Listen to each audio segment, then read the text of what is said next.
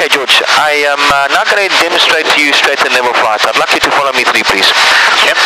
First of all, straight and level flight means that we're going in a direction that's straight, and level means that we're not climbing or descending, as you can remember from our pre-flight briefing.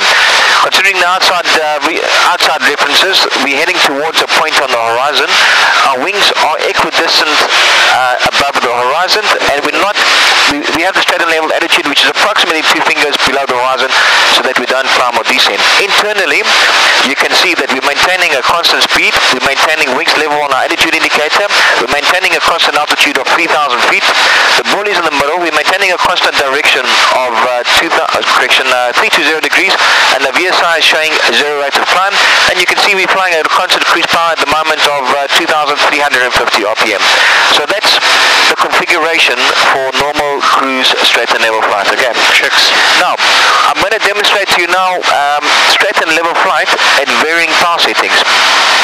Currently we have a power setting of 2,300 RPM, maintaining altitude 3,000 feet.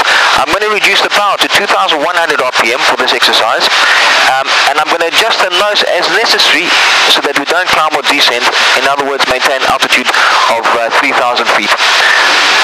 As you see, as we slow down, we progressively need to increase the nose-up attitude in order to maintain altitude. This is due to the loss in lift at slower speeds, and in order to counteract this, we have a slightly higher angle of attack, so therefore we have a slightly higher nose attitude, and we finally settle down to a slower speed. We're now indicating approximately 70 knots, and we can trim the aeroplane. You can see the nose is just about touching the horizon for this configuration.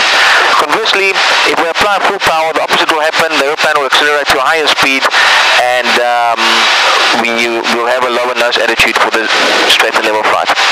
Now, I'll just go back to 2,350 RPM to go to normal straight and level flight again, and then I'll demonstrate to you the effect of flap on straight and level flight. Okay, aircraft settled at about 80 knots, 3,000 feet. Now, if I apply one stage of flap like this, you can see there's a slight pitch change now.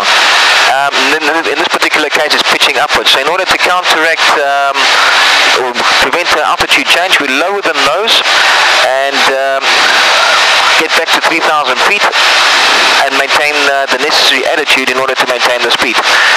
You'll see then that we have a slightly lower nose attitude for the same power setting and a slightly slower speed. Okay, if I take another stage of flap, the nose pitches again.